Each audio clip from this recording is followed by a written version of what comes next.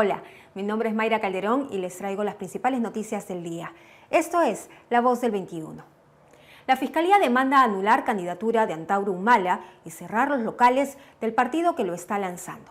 La razón, los discursos y declaraciones que contienen amenazas contra la vida. Por ejemplo, cuando se refirió a fusilar a los corruptos o a los expresidentes que lo fuesen, o incluso a los homosexuales. Aquí un fragmento de la entrevista a Virgilio Hurtado, exdirector de la Academia Electoral del Jurado Nacional de Elecciones. ¿Cuáles son los escenarios? Bueno, en principio legalmente sí, ¿no? Porque la ley de organizaciones políticas es consecuencia de un desarrollo constitucional de la institución de los partidos políticos que están consagrados en el artículo 35 de nuestra Carta Política. Son instituciones fundamentales para que los ciudadanos podamos ejercer nuestros derechos políticos. Por eso es que tienen un estatuto que es muy específico y especializado en la materia. Y en esta ley de organizaciones políticas se establece un procedimiento para cancelar excepcionalmente aquellas organizaciones políticas que incurran en conducta antidemocrática. Se le da por eso legitimidad activa, o sea, la facultad de acusar ante la Corte Suprema tanto a la Fiscalía de la Nación como a la Defensoría del Pueblo. Y la Corte Suprema deberá estatuir un procedimiento garantizando el debido proceso y el principio de pluralidad de instancias.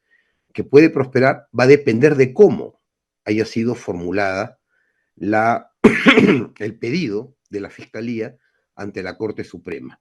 Y se tendrá que verificar si es que las conductas antidemocráticas ahí establecidas ¿no? Se subsumen o están comprendidas dentro del numeral 14.1 del artículo 14 de esta ley de organizaciones políticas, que es el que invoca a la Fiscalía para poder sustentar esta declaratoria de ilegalidad, ¿no? Que está básicamente sustentada en la vulneración sistemática, o sea, en principio, de actos que vayan contra los principios democráticos y que se sustenten en la vulneración sistemática de los derechos fundamentales, ¿no? Sea promoviendo, justificando o exculpando aquellos atentados contra la vida o cualquiera de los actos de violencia que son a veces utilizados por las organizaciones políticas para justificar su ascensión o acceso al poder público, ¿no? No olvidemos que en la Constitución el poder del Estado tiene una sola forma de constituirse, que es a través del pueblo, porque emana del pueblo y se canaliza a través de los procesos electorales. ¿Y ese artículo 14 ya estaba en la ley desde un inicio? Sí, por supuesto que sí. La ley entra en vigencia en el año 2023, perdón, en el año 2003. O sea, se trata de una ley que ya tiene 21 años de vigencia.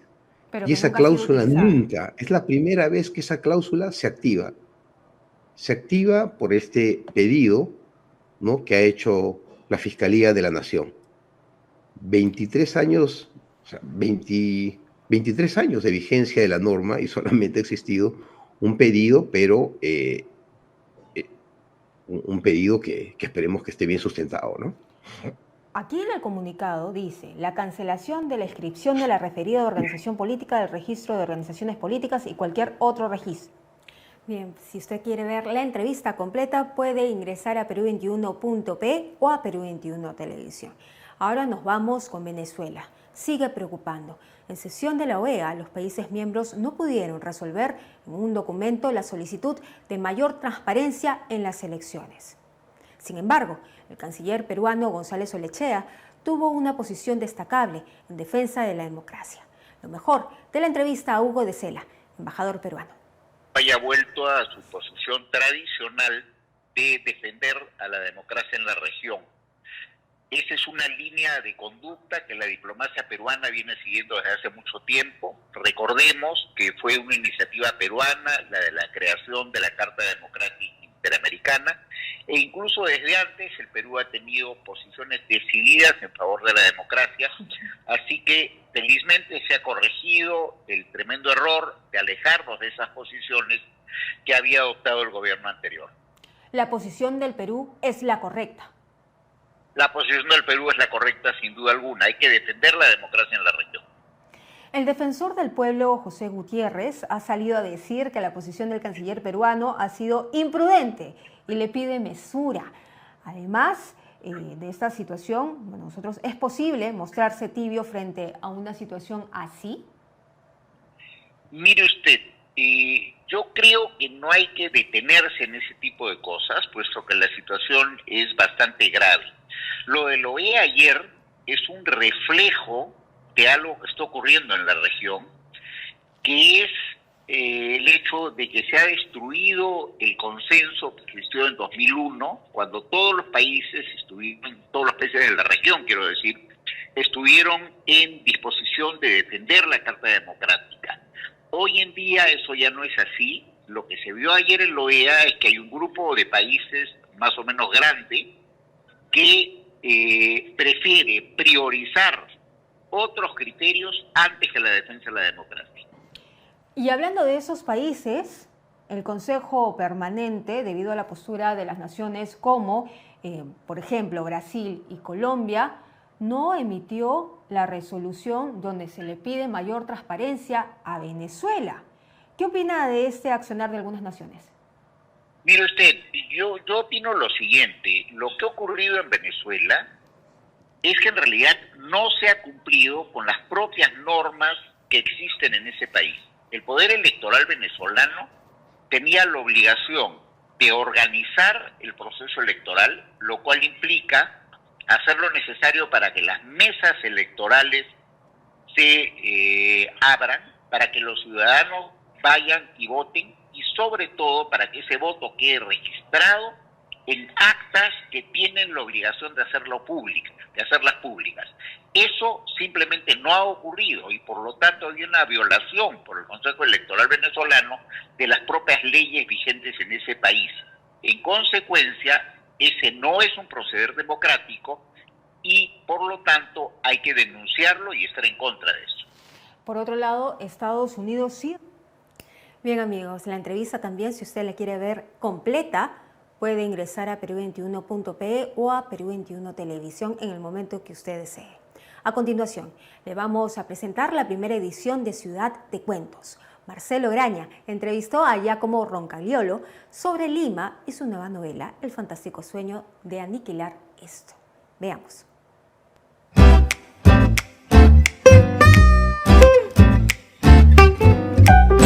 Una ciudad es sus barrios, su gente, y la gente sus cuentos, sus historias. Bienvenidos a Ciudad de Cuentos, al primer capítulo. Mi nombre es Marcelo Graña y estamos acá con Perú21 en Miraflores, a donde hemos venido a hablar con Giacomo Roncagliolo, el joven escritor de su segunda novela, El fantástico sueño de aniquilar esto, con Penguin Random House. Hoy vamos a estar hablando con él, vamos a estar explorando las partes de Miraflores que significan mucho para él. Y más adelante vamos a terminar en uno de sus bares favoritos. Vengan conmigo para descubrir esta parte de Lima.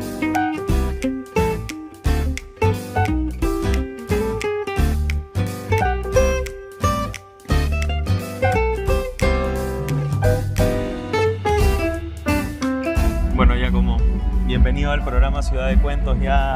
Ahora sí ya desayunamos, tenemos cafecito para el invierno de Lima. Bienvenido. Gracias, Marcelo, por invitarme. Mira, antes de preguntarte tu segunda novela, fantástica, por supuesto, y por qué nos has traído a esta parte de Miraflores, estamos en el Parque Kennedy, te quería preguntar, Lima tiene muchos nombres. Salazar Bondi le decía Lima la horrible, está Lima la gris, pero también está Lima Limón y el otro lado positivo. ¿Cuál es tu Lima? ¿Cómo le llamarías tú y qué Lima has tenido en tu experiencia?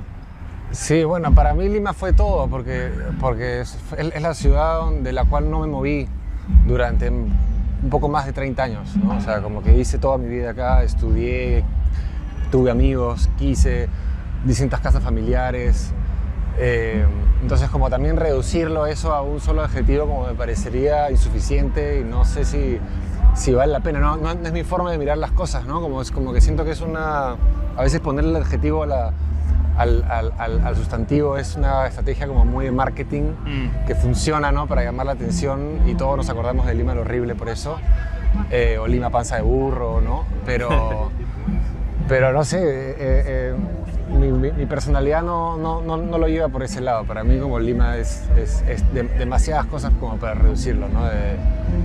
Hubo mucho bueno y mucho malo acá que me pasó. Ahora sí te pregunto, ¿en dónde estamos? ¿Por qué has escogido esta parte de Miraflores? ¿Qué tiene de especial para ti? Bueno, en realidad es todo Miraflores, ¿no? Claro, el Parque Kennedy es un poco como el corazón, pero yo no sé, yo crecí en distintas partes. Mi familia pasó como de Pueblo Libre, o de Miraflores creo a Pueblo Libre, toda esa parte yo no me la acuerdo. Aparecí como un ser consciente en Barranco. Mi adolescencia la pasé en un suburbio de clase alta en Chorrillos que se llama La Encantada de Villa, pero más allá de esas mudanzas, las casas que no se movían eran, por un lado, la casa de mi abuela, que queda por la Huacapuyana, la casa de mi otra abuela, que queda en Alcanfores, la casa de mi tía, que queda más o menos cerca de la Aurora. Entonces, para mí este siempre fue como el lugar que se mantuvo permanente, ¿no? Mientras los años que yo crecí, y apenas pude salir a ser un ser como independiente, también me mudé como a la calle. Bueno, primero me mudé a un cuartito justo a la espalda del óvalo de Miraflores, una cabañita que queda en un techo cuya pared se cayó a la mitad del contrato. Después me mudé a la calle José Gálvez en la paralela a Berlín. Después me mudé a la calle Porta. Entonces, y también como toda mi vida social ocurrió alrededor de este lugar, ¿no? Por un lado, la calle Manuel Bonilla, donde habían bares a los que nosotros les pusimos nombre, nunca supimos cómo se llamaban, pero era Luz Verde porque tenía luz verde, Luz Roja porque tenía luz roja. Después, bueno, el histórico Pollos Pierre, que eso sí venía pasando de generación en generación, y le tocó también a la mía, y hasta ahora sigo yendo ahí, acá en la calle Porta, donde al costado tienes la librería Inestable. No sé, es un lugar como muy fácil, ¿no? Como está todo, más o menos es seguro. Por supuesto, a mí me queda cerca, no a todos, pero para mí fue como un lugar como bien medular. Muchos escritores peruanos escriben de Lima o su novela como más limeña una vez que ya están afuera, ¿no? Bryce Echenique escribió Un mundo para Julius en París, Vargas Llosa escribe Ciudad de los perros ya en España. ¿Crees que en tus próximas novelas escribas una novela como más limeña, o porque en El fantástico sueño de aniquilar esto es limeña y pasa en Lima, pero no es un personaje Lima, sino la gente que está dentro, ¿no? Sí. Sí, no lo sé, porque en realidad todavía no me siento tan fuera de Lima, ¿no? No he cruzado el charco. Eso es como un vuelo de 40 minutos. Claro. Y aquí, por distintos motivos, siempre tengo que venir. Entonces todavía esa ciudad es como, sigue siendo un poco mía, ¿no? Las cosas no han cambiado mucho de la última vez que vine, que fue hace unos meses. Y la novela esta que escribí, El fantástico sueño de aniquilar esto, a pesar de que ya sucede en Lima, a diferencia de la primera que era un poco más distópica, la comencé a escribir en Lima, entonces no nació de un impulso como nostálgico. Ahora sí, curiosamente, lo nuevo que estoy escribiendo sí trata de retratar como una Lima más específica, ¿no? Que es la de la escena de música independiente y punk, a la cual yo pertenezco y pertenecí desde ser muy chico, muy adolescente, y quisiera contar como esa versión, ¿no? Esa versión como tan específica, tan chiquita, que fue lo que a mí me tocó, probablemente muy privilegiada, pero que creo que puede ser interesante para la gente que compartió eso conmigo, que al final son mis amigos, y es como, sería como, va a sonar sentimental, pero sería como una carta de amor hacia ellos, ¿no? Hacia ese universo que compartimos, esos bares, esos conciertos, ese ruido y ese desorden como adolescente que estiramos a lo largo de nuestros 20 y casi nuestros 30, y algunos seguimos ahí, ¿no? Yo sigo tocando y quiero como hablar de eso ahora. Claro. Bueno, ahora ya después del cafecito vamos a Pollos Pierre, que aparece en la novela en algún punto, sí. Así que vamos para allá. Listo, vamos.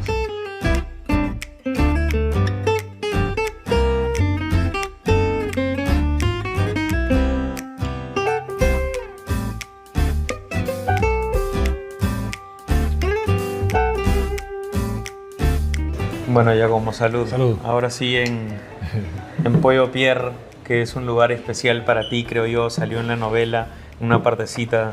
Cuéntame de este lugar, ¿por qué elegiste venir acá? Y bueno, porque ha sido el lugar donde he venido a chupar de siempre, ¿no? Y donde la gente, digamos, de mi edad, no específicamente de mi círculo, pero como de mi onda, vino siempre a beber, a celebrar cumpleaños, a comer un menú en la tarde. Y siempre hubo como una relación bien cercana con este bar que, bueno, no fue propio de mi generación necesariamente, sino que ya venía mucho de antes, aunque yo tardé un tiempo en descubrirlo. Ya venía yo pensando que era un bar cualquiera que habíamos hecho nuestro, y luego un día descubrí que en una canción de mi grupo peruano favorito, que era Turropótamos, una canción del año 2001, es decir, cuando yo tenía 11, 12 años, en la letra se mencionaba, ¿no? La letra decía: estaba en un café tomándome un café, me sentí muy nerd, así que me quité a Pollos Pierre. Entonces, antes de eso ya yo no sé de dónde vino el bar o cuándo se fundó ni nada, pero sí me dice que fue un bar que pasó de generación en generación, digamos, entre la gente más o menos, no sé, que pertenecía un poco a la escena de la música, a la escena cultural, o que simplemente eran universitarios buscando un lugar barato, ¿no? Que es lo que yo creo que define un poco a los bares de mi adolescencia y primera juventud, ¿no? Que la chela fuera barata. Y en la novela, en la primera, en Amok, como decíamos, no mencionas muchos lugares de la vida real, de tu vida, pero en esta, en El fantástico sueño de aniquilar esto, tomas esos riesgos, mencionas todo, o sea, aparecen muchas referencias, no solo en Lima, sino de la cultura popular, de la música popular, etc. Sí. ¿Cómo fue ese proceso? ¿Dijiste ya es natural, lo voy a mencionar todo? ¿O sí te digo como un poco de miedo o conciencia de eso? Sí, o sea, justamente en la primera novela, Amok, yo sí había intentado nombrar, ¿no? Como al mismo estilo del realismo peruano, ¿no? Que es como la calle tal con tal, Diego Ferrer, ¿no? La clásica, ¿no? De nombrar las calles de tu infancia, las calles que conoces, pero no sé, ocurría en mí como un pudor, una vergüenza de nombrarlo.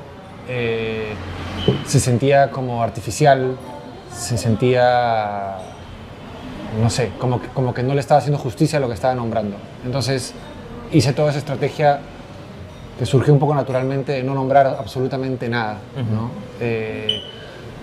Incluso el personaje se llamó X, por no darle un nombre. Sí. Y acabé casi de casualidad construyendo una novela media distópica o de ciencia ficción, ¿no? En ese sentido. No tantas cosas fantásticas que sucedan, pero en ese sentido. Y luego, cuando vino el segundo intento de la segunda novela, quise hacer como una respuesta a ese pudor y atreverme un poco a nombrar.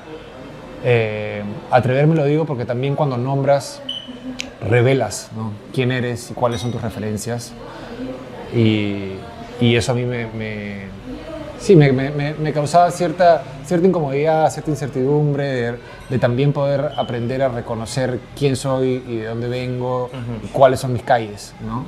Y cuáles son mis bares.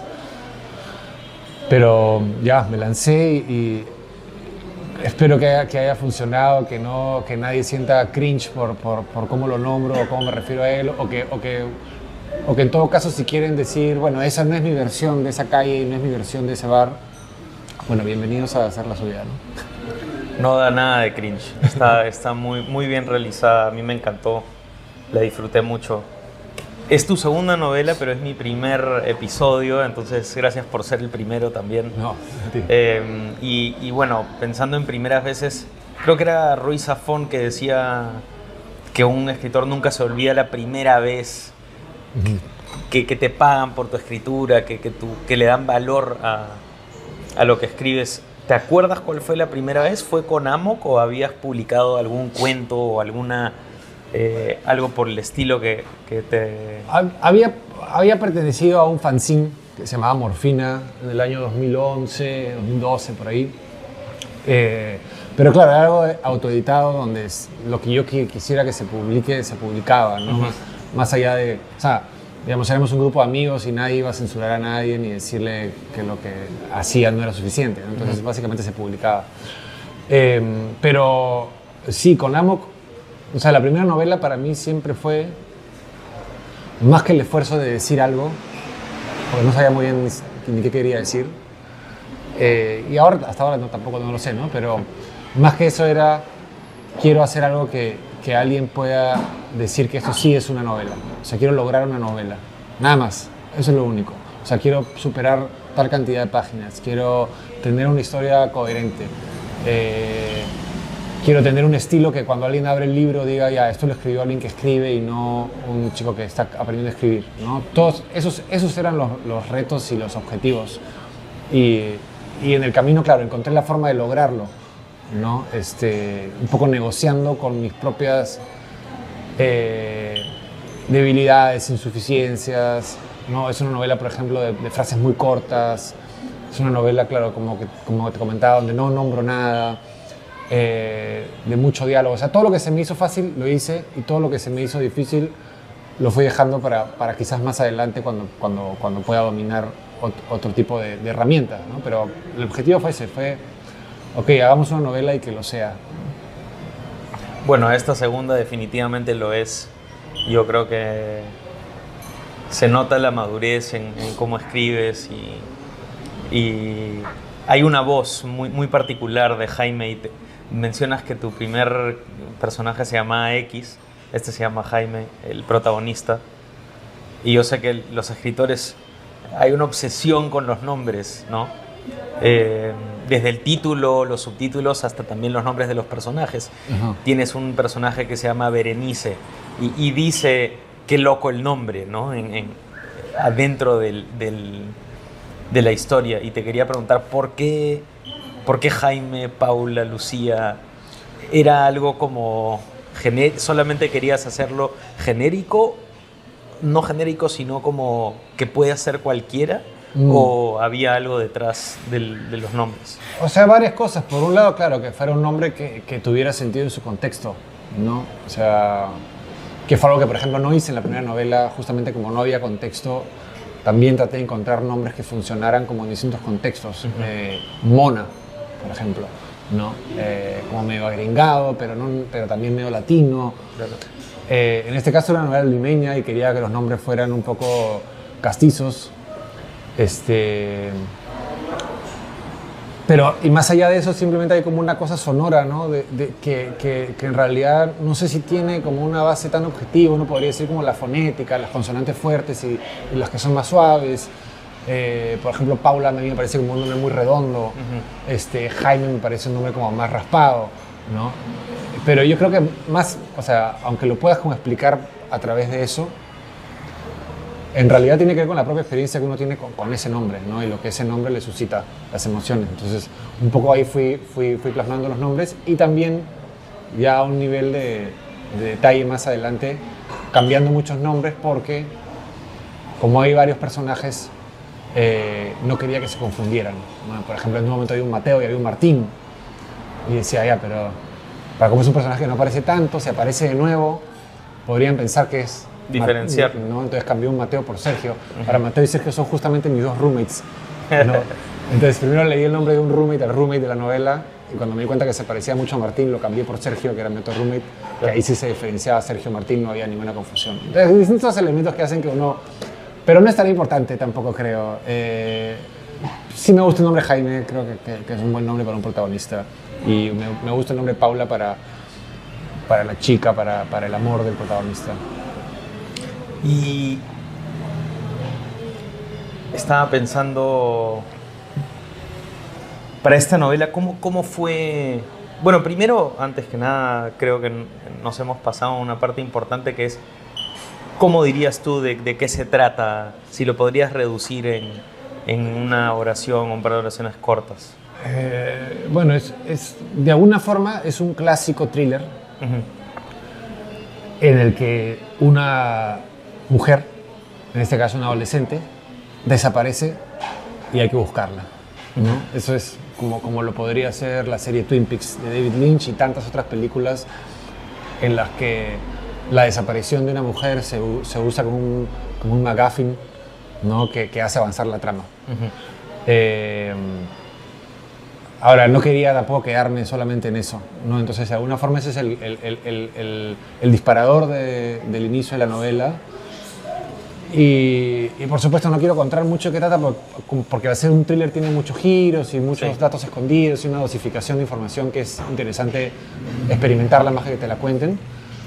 Pero sí, a partir de ese disparador sí quería que la novela tuviera más temas, más campos, ¿no? que explorar.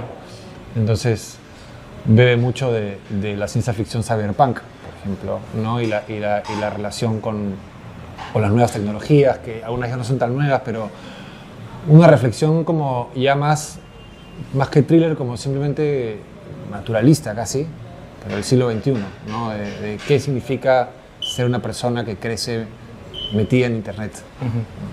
Eso, por ahí. Y bueno, hablando de Internet, creo que ese es un poco como quizás el centro de la otra. Tú dices, es un thriller por un lado y de la otra parte, del otro lado también es la vida de un joven que no se dice exactamente qué hace o su profesión, aunque se nota que escribe o participa en algún... Pero por ese lado es como su relación con el Internet, ¿no? Y la relación de nuestra generación con el Internet, la gente que tiene 30. ¿Cuáles crees? Porque hablan mucho de los riesgos de Internet, de todas las cosas que hay malas, pero también buenas. ¿Qué dirías que son los riesgos de esta nueva generación que ya vive en Internet? No solamente como lo vivíamos tú y yo, sino existen en TikTok y pasan todo el día en estos canales de todo tipo. O sea, ¿qué va a pasar con...? Hay una oración en tu libro que habla de lo que podría pasar y que se viene el fin del mundo prácticamente. Que las horas que uno pierde en el celular o en cualquier pantalla se aproxima el fin del mundo, ¿no? Claro. ¿Qué se viene para...? ¿Es como una forma de pronosticarlo o crees que simplemente Jaime era lo que pensaba en ese momento? O sea, digamos, creativamente me interesa el tema. Yo no sé necesariamente si eso es lo que se viene, ¿no? Pero a nivel como de ficción, sí me parece interesante empezar a ver cómo... Claro, yo no soy un nativo digital, pero sí descubrí Internet muy temprano, ¿no? Como a los 9 años.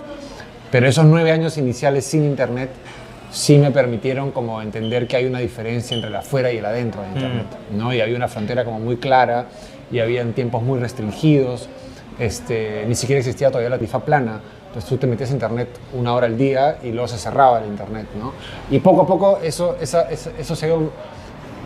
frontera se ha ido borrando, viendo la tarifa plana, viendo el Internet en el celular, viendo la tarifa plana del Internet en el celular, ¿no? Y ahora como es cada vez más difícil determinar qué ocurre adentro y qué ocurre afuera y si acaso tú eres algo distinto de lo que muestras dentro de Internet, ¿no? Como las identidades beben tanto de lo que haces en el mundo real como lo que haces en el mundo cibernético, por llamarlo de alguna forma. Y también el mundo cibernético es algo como muy poco claro, ¿no? Entonces justamente se presta para que cada uno pueda hacer como esa interpretación. Y yo creo que coincidimos en algunas, ¿no? Yo creo que todos lo imaginamos como un campo, como un espacio, a pesar de que no lo es, no existe como tal, pero es como lo imaginamos. Entonces, por supuesto no soy el único, y hay muchos autores y ficciones que preceden esa idea de imaginar cómo es ese campo, ¿no? Cómo se ve, o sea, desde la propia Matrix, ¿no? A veces la gente no lo recuerda porque Matrix evoluciona muy rápido y ya en la segunda película casi no ves el mundo real. Pero el inicio de Matrix es un hacker, ¿no? Que empieza a tener contacto con alguien por un chat y a través de eso entra la nueva realidad, que digamos que es la realidad del código. Me interesaba como explorar eso. Ahora, yo no soy ningún experto, entonces también el reto era ese, ¿no? Cómo hablar de algo que no conozco consistió como en sincerar justamente esa visión, ¿no? El protagonista es alguien que no entiende lo que está pasando. Claro. Hay otros que parecen sí entender, pero de los cuales tú no sabes mucho. Y más que nada experimenta. O sea, está viviendo lo mismo que yo vivo cuando me enfrento a Internet. Es decir, la ignorancia total y sin embargo la vivencia total. Es decir, yo no entiendo lo que estoy viviendo, pero igual participo como todos, ¿no? Ahora, ¿qué están viviendo las nuevas generaciones? Lo sé menos aún, ¿no? Complicado. O sea, ¿cómo entender a alguien que ya no reconoce esa frontera entre el afuera y el adentro? Exacto, que creo que es lo que tocas un poco en la novela, ¿no? Esa frontera que ya se borra. Para acabar el programa tenía un par de preguntas así a fuego rápido. A ver, ceviche, lomo saltado o ají de gallina, ¿cuál escoges? Ají de gallina. Ok. Vargas Llosa, Bryce o Arguedas. Arguedas. Pilsen, Cristal o Cusqueña. Pilsen. Juerguear, jamear o jatear. O juerguear. Juerguear. Y por último, rock, punk o electrónica. Está difícil. Está difícil. Lo hicimos solo para ti.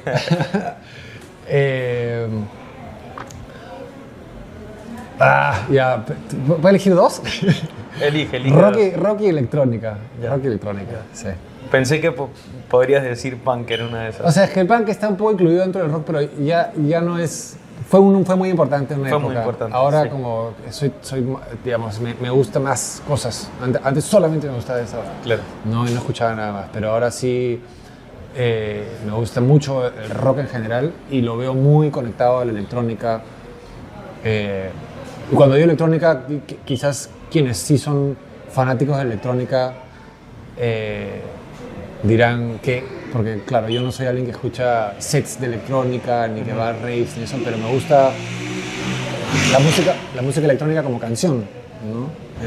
O sea, el ejemplo más básico y clásico es Daft Punk, ¿no? Es una canción de 5 minutos, pero electrónica. Sí. No es un set de 40 minutos, pero ese tipo de electrónica, o la Blaze hoy, que es una banda chévere, lo que fue Justice, ese tipo de electrónica sí me seduce mucho. Bueno, Giacomo, muchísimas gracias. No, salud. Salud de nuevo y ha sido un primer capítulo que he disfrutado mucho. Ya hasta pronto al próximo capítulo. Esto ha sido Ciudad de Cuentos con Perú 21. Mi nombre es Marcelo Graña. Los saludo a la próxima vez. Gracias.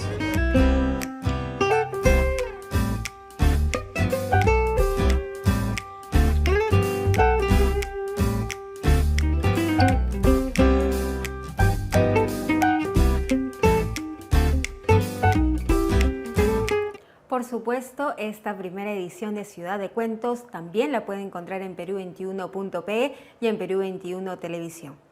Machu Picchu, un misterio en las nubes, de la editorial Pichoncito. Pablo Vil, de Perú 21, conversó con Sergio Vilela, uno de los autores de este libro ilustrado para niños, que cuenta la historia de nuestra maravillosa y mundial ciudad. Vamos a verlo. ¿Cómo están, amigos de Perú 21? Soy Pablo Vil y continuamos con las entrevistas aquí en la Feria del Libro. Esta mañana tengo el placer de estar con Sergio Vilela Galván. Él es uno de los autores de Machu Picchu, El misterio entre las nubes, que justamente los tengo aquí en mis manos. Es un libro que he podido revisar y me he llevado gratas sorpresas, porque no solamente... Vamos a conversar ahora justamente con Sergio acerca de ello, pero no solamente pienso que está dedicado al público infantil, sino también al público adulto, que también puede revisar este texto y llevarse gratas sorpresas. Justamente estoy con Sergio Vilela, uno de los autores, así que vamos a conversar con él para que nos cuente los detalles de esta publicación. Sergio, ¿cómo estás? Buen día. ¿Qué tal? ¿Cómo estás? Gracias por invitarme. Primero, lo primero que te quería comentar, bueno, felicitarte por esta publicación que se está presentando justamente en la Feria del Libro.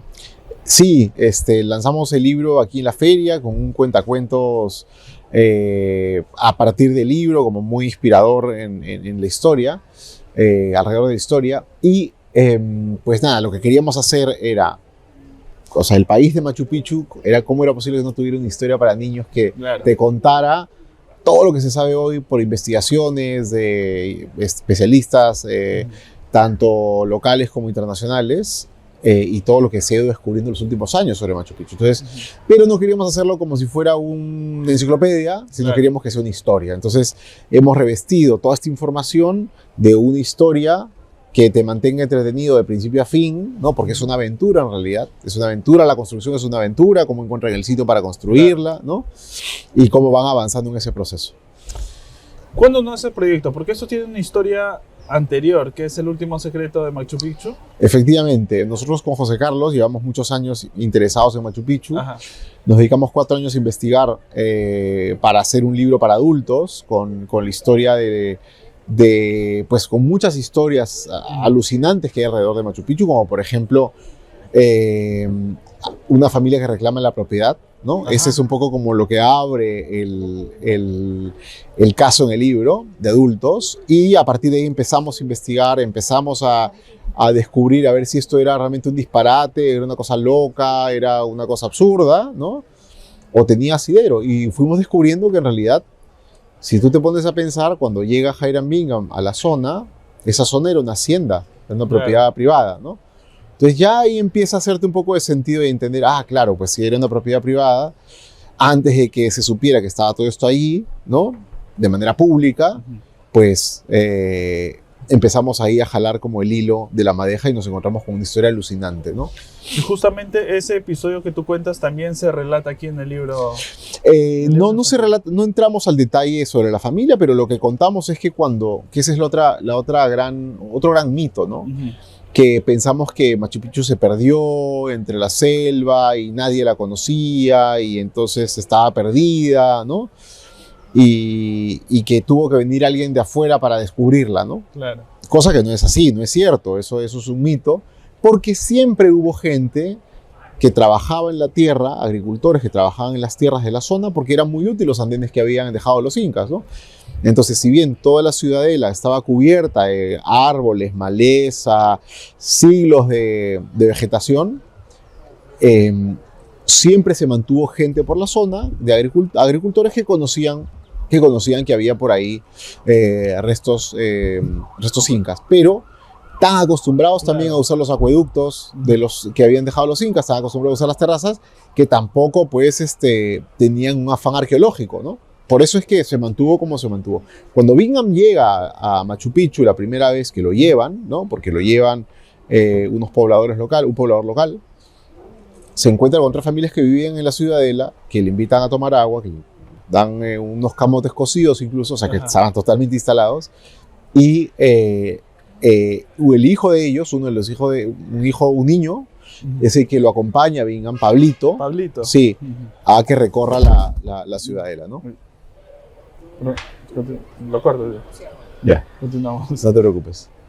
Justamente Pablito es uno de los personajes que ingresan a esta historia y que cuando lo estaba leyendo como que acompañan un poco la historia y que dan pues esa sensación de que la historia está dedicada al público infantil, ¿no? Como que esos personajes acompañan y que no hacen que la historia sea tan dura finalmente. Sí, tal cual, ¿no? Y en realidad todos los detalles que hemos puesto pues son detalles de no ficción, son detalles reales, ¿no? Claro. O sea, Pablito existió, incluso hemos puesto ahí algún perro por ahí, porque pues cuando se hicieron las excavaciones de los restos óseos que se encontraron en la ciudadela, encontraron que hubo también muchos esqueletos de perros, ¿no?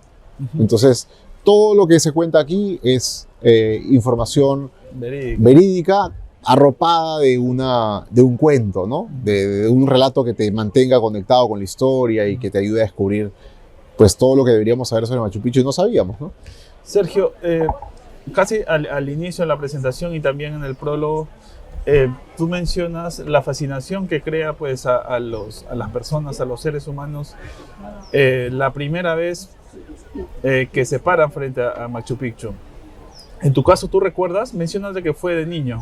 Sí, mira, yo fui con el colegio y me impresionó, me quedé como maravillado y desde ahí quedé como muy conectado con la historia.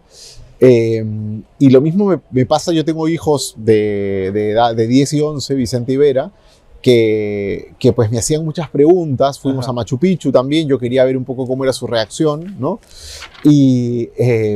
Y claro, o sea, a partir de esas preguntas de un niño, también uno dice, oye, pero claro, esto no está explicado, no está contado en ningún lado. Entonces ahí es pues que también utilizamos ese insumo para incorporar esas preguntas de niños de la edad lectora, para poder resolverlas y irlos llevando de la mano por este recorrido, porque también el libro es un viaje, ¿no? Para los que han ido a Machu Picchu, para los que no han ido a Machu Picchu, para los que quieren ir, o para los que ya fueron y se quedaron con muchas preguntas, ¿no? Claro, y justamente eso me... Este contenido también lo puede ver en Perú21.p. Ahora nos vamos con Inés García Belaúnde, que entrevistó a Mechaín. Sí, el caricaturista de Perú 21. Lo que empezó como un hobby terminó convertido en una carrera profesional. Perú 21 habló con Mechaín Doroteo Guerra, caricaturista político, sobre su larga trayectoria dibujando sobre sucesos importantes de la actualidad peruana. Y en el complejo proceso de captar a un personaje para recrearlo a punta de lápiz. Vamos a ver. Hola amigos, estamos en la Feria Internacional del Libro y vamos a hablar con Mechaín Doroteo Guerra, ilustrador y caricaturista político, sobre el proceso de dibujar caricaturas. Mechaín, ¿qué tal? ¿Cómo estás? Qué gusto verte. Bien. Sobre todo, queremos saber más o menos acerca de tu larga carrera así, dibujando, haciendo caricaturas políticas y sobre todo preguntándote, ¿qué te llevó a dibujar en primer lugar? ¿De dónde vino esta pasión? Yo empecé a dibujar en el colegio, como muchos, ¿no? Como muchos artistas empiezan a desarrollarse desde el colegio. Dibujaba a los profesores, a los alumnos, los caricaturizaba, ¿no? Y me hice popular en el colegio justamente por eso, ¿no? Por este talento que yo tenía. Pero posteriormente tuve la suerte de entrar a Monos y Monadas apenas salí del colegio. En esa época yo tenía el sueño de ingresar a la Escuela de Bellas Artes, a estudiar artes plásticas, que era en realidad lo que yo quería hacer en un principio, ¿no? Sí. Pero como me metí de lleno al mundo periodístico, el destino me llevó por ahí, pero estuve durante algunos años trabajando y me animé entonces a estudiar Ciencias de la Comunicación. En realidad esto para mí fue un buen soporte para seguir mi carrera de caricaturista. Yo he seguido muchos años en diferentes medios, he trabajado desde el diario La Crónica y entre otros ya desaparecidos, y finalmente trabajé pues en el comercio y luego en Perú 21. Tú has estado bastantes años en Monos y Monadas. ¿Qué experiencia en particular, alguna anécdota graciosa todavía recuerdas de esos tiempos? Bueno, cuando yo salgo de consigo mi primer trabajo, fue en Monos y Monadas, ¿no? Sí. Yo tenía 17 años, ¿ya? Y luego mi padre no quería que yo sea médico, no quería que me dedique a la caricatura. Pero al poco tiempo empecé a llevar mi sueldo, pues le enseñé mi sueldo a mi papá y se emocionó, me dijo, ¿qué tú puedes ganar con esto? ¿Puedes ganar esto? Y bueno, yo a partir de ahí ya continué, porque era algo que realmente más me gustaba, más que por lo que ganaba, por el placer mismo de dibujar, ¿no? Este arte me permitió decir cosas que quizás no lo decía con la contundencia que dice un dibujo con estas caricaturas, con este arte, ¿no? Este arte que es muy potente, muy poderoso, llega muy bien al lector, ¿no? Y cuéntanos, ¿cómo es el proceso de caricaturizar? ¿Cómo es el día de un caricaturista, más o menos? ¿Cómo lleva todo el campo? Este contenido también, por supuesto, lo va a poder encontrar en Perú 21 Televisión. Ya casi son 2 semanas desde que empezó la Feria Internacional del Libro y cada día hay más para disfrutar. Talleres de robótica e invitados como Patricia del Río han sido algunos de los eventos destacados de hoy. Vamos con el resumen de Inés García Belaúnde. Gracias por el pase, Mayra. Nuevo mes y continúa la diversión en la feria. Hubo talleres de robots, conversatorios sobre murciélagos, sobre la importancia de bibliotecas en gobiernos regionales y clubes de lecturas. además de invitados como Claudia Nina y Patricia del Río. En la tarde habrá talleres de dibujo en tinta, un conversatorio sobre la importancia de la ilustración en el cuidado de la salud mental e invitados como María José Caro y Judith Paredes. Todo terminará con una sesión de dibujo en vivo y un concierto homenaje a Felipe Pinglo Alba. Nosotros estamos en el stand 196.